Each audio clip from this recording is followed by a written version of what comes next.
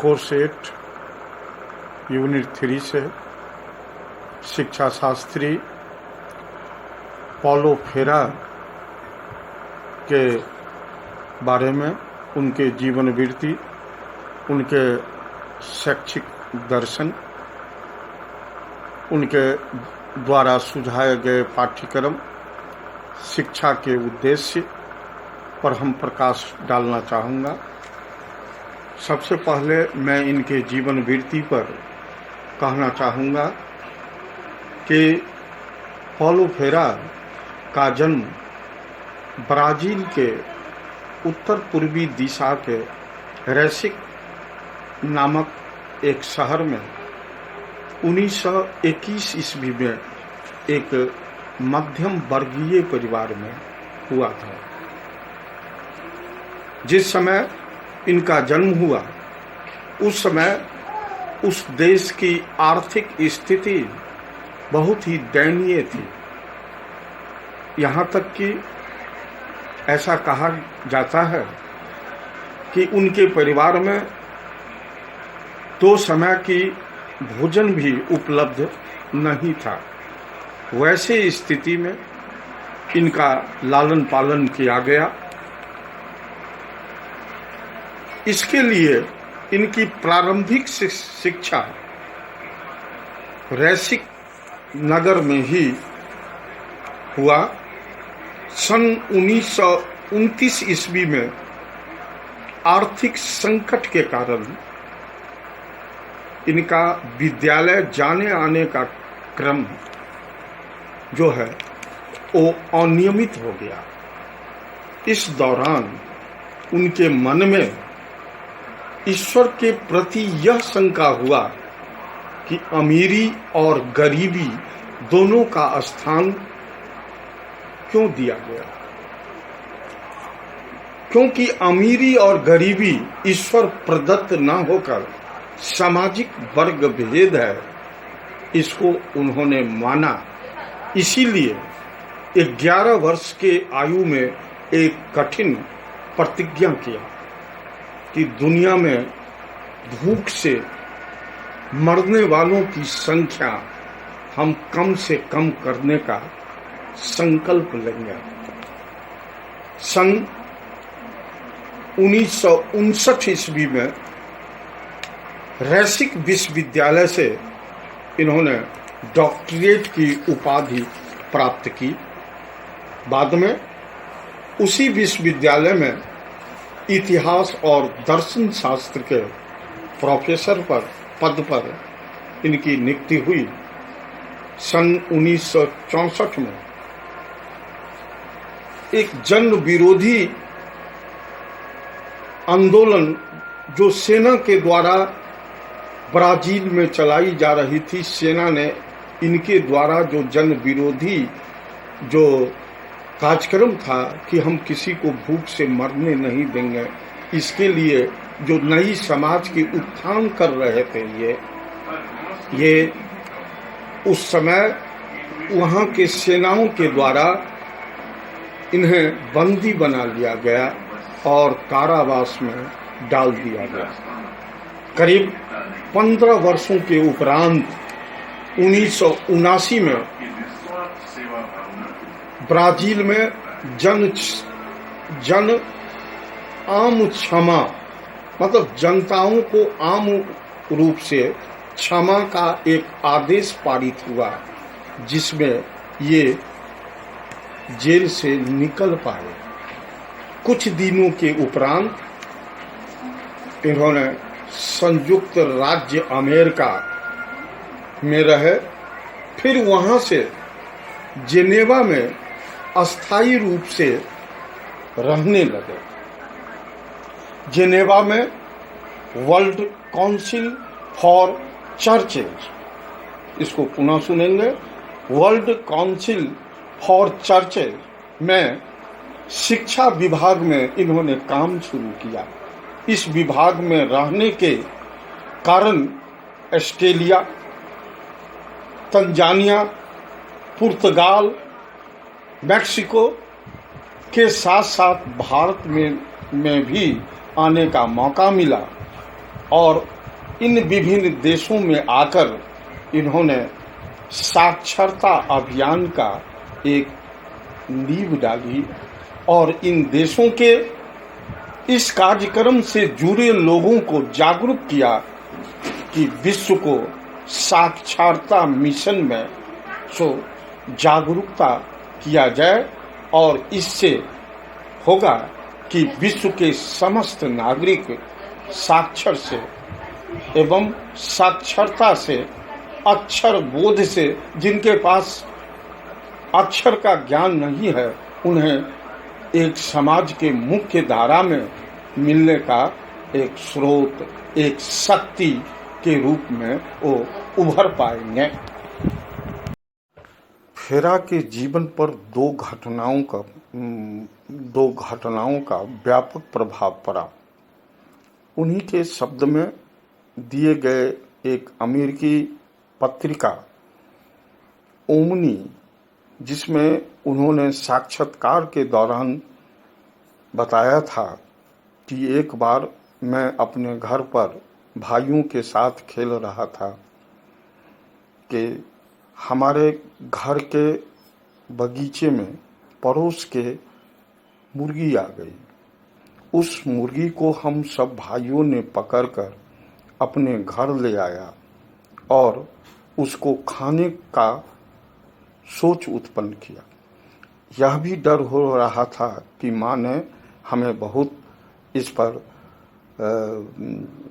सदमा करेगी, इस पर हमें डांटेगी, लेकिन उन्होंने, इनकी माँ यथार्थवादी विचार वाली थी। इनकी माँ ने उस मुर्गी को किचन में ले जाकर इन सभी भाइयों को भोजन कराया। लेकिन इनके मन में ये बात आया कि हमारी माँ ने इस तरह से हम बिना डर के, बिना भय के हम लोगों को भोजन करा दिया, जबकि यह दूसरे की वस्तु थी। लेकिन यह यथार्थवादी थी और इस यथार्थवादी के अनुसरण करते हुए उन्होंने ऐसा किया। उसके बाद उन्होंने एक घटना का जिक्र किया कि जब हमारी घर की आर्थिक स्थिति बहुत दयनीय थी तो हमारी माँ ने शहर के बहुत सारे स्कूलों में हमारे नामांकन के लिए प्रयास किया और वो यह चाहती थी जो किसी स्कूल में मेरा यदि नामांकन हो तो निःशुल्क हो। इसके लिए इनके माँ ने भिन्न भिन्न स्कूलों का दौरा किया। अंततः एक स्कूल ने तैयार हुआ और वो उनसे कहा, उनके माँओं से, कि हम बच्चे को तभी दाखिला दे सकते हैं कि बच्चे पढ़ने लिखने से प्यार करें। तो उनके मन में यह विचार आया कि पढ़ने लिखने से यदि प्यार करने से हमारी स्कूल की शुल्क माफ हो जाती है तो हमने ऐसा करेंगे। और उन्होंने ऐसा किया भी। और उसके साथ साथ उन्होंने ये कहा उस स्कूल के व्यवस्थापक ने कि तुम जीवन में दूसरों के सहायता करने का प्रयास करो, यानी दूसरों को सहायता करने के लिए सतत प्रयत्नशील रहो, तो तुम्हारा जीवन निश्चित रूप से एक सशक्त रूप में, एक बहुप्रशिक्षित प्रतिष्ठित रूप में सो ऊपर होगी। खेरा का शैक्षिक दर्शन। इसमें खेरा ने शैक्षिक दर्शन में कहा कि मनुष्य का व्यवहार आवश्यकता अनुसार होनी चाहिए, यानी शिक्षार्थी को शिक्षा ग्रहण करते समय यदि शिक्षा के द्वारा कही गए निर्देशों का अनुपालन आवश्यकता के अनुसार होनी चाहिए, न कि जैसे उदाहरण स्वरूप उन्होंने कहा कि कोई पाठ्यक्रम उसकी अवधि दी जाती है, जो इसे 3 महीनों में तैयार करना है, तो हमें उसे क्रमबद्ध तरीके से उसे तैयार करनी चाहिए। यानी शिक्षा लेते समय जिस प्रकार की आवश्यकताओं की महसूस हो उस शिक्षार्थी को, तो वह कदम वह उठाना चाहिए, तो शिक्षा बेहतर बन सकती है, ज्ञान की विकास बेहतर रूप से हो सकती है। उसके बाद उन्होंने कहा कि अनुभव के द्वारा व्यक्तित्व का विकास होता है। अनुभव का प्रमुख स्थान दिया उन्होंने और कहा कि अनुभव एक ऐसी चीज है जिसके माध्यम से व्यक्ति बहुत कुछ सीख सकता है और उसे अपने जीवन में ढाल सकता है। उसके बाद उन्होंने दर्शाया कि अनुभव के द्वारा भी विविधता आती है। यानी अनुभव का यदि मस्तिष्क में सोच उत्पन्न होने लगे तो उसमें विभिन्न रूपों से करने की शक्ति जागृति होती है। इसीलिए कहा कि अनुभव भी शिक्षा के लिए एक प्रमुख स्थान माना गया है। उसके साथ साथ उन्होंने कहा कि प्रेरणा, मनोस्थिति, रुचि, धर्म को अपनाकर शिक्षा लेनी चाहिए, क्योंकि धर्म, मनोस्थिति, रुचि शिक्षा के लिए एक सशक्त माध्यम है जो बहुत ही कारगर साबित हुआ है। और साथ साथ उन्होंने कहे कि शिक्षा को आवश्यकताओं की पूर्ति माननी चाहिए। हमें शिक्षा के माध्यम से यदि किसी आवश्यकता की पूर्ति होती है तो उसे अपनाना चाहिए। खेरा ने पाठ्यक्रम में आमूल चूक परिवर्तन की बात कही। उन्होंने कहा कि पाठ्यक्रम साम्यवाद और समाजवाद का प्रमुख स्थान होनी चाहिए। पाठ्यक्रम में ऐसी व्यवस्था होनी चाहिए जिससे कि शिक्षा के हर क्षेत्र का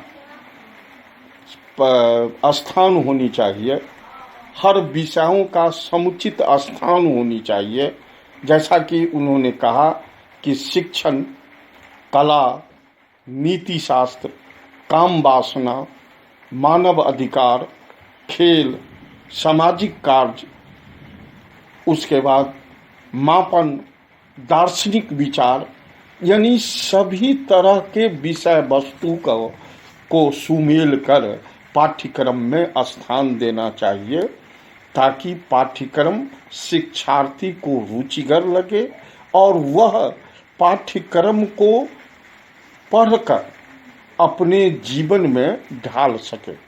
इसलिए उन्होंने कहा कि पाठ्यक्रम को बनाते समय सभी शिक्षार्थियों से या शिक्षा के जो विचार रखने वाले व्यक्ति हैं, जो सामंतवाद और समाजवाद पर विश्वास करते हैं, उन लोगों से भी राय लेनी चाहिए। तब एक पाठ्यक्रम का निर्माण सुव्यवस्थित रूप से हो सकेगा। पॉलो फेरा ने शिक्षण विधि के संबंध में उन्होंने कहा कि शिक्षण विधि ऐसा होनी चाहिए जो जिंदगी में मनुष्यों को कुछ सिखाए, और सीख की अनुभूति को ही उन्होंने विधि का प्रारूप माना। और उन्होंने कहा कि जिंदगी को अनुभव से जोड़ना एक सशक्त विधि माना जाएगा। इस तरह उन्होंने कहा कि शिक्षण विधि ऐसी होनी चाहिए जिससे सीखने वाला अपनी जिंदगी के अनुभव से दूर न हो, उसे ऐसा न लगे कि उसकी भाषा, संस्कृति और परंपरा का निषेध करती है। इसके साथ साथ उन्होंने शिक्षा में विधि का प्रयोग को बेहतर माना और कहा कि शिक्षा के माध्यम से यदि शिक्षण करते समय यदि विधि का समुचित इस्तेमाल की जाए तो वह शिक्षा जो है सर्वोपरि स्थान लेगा।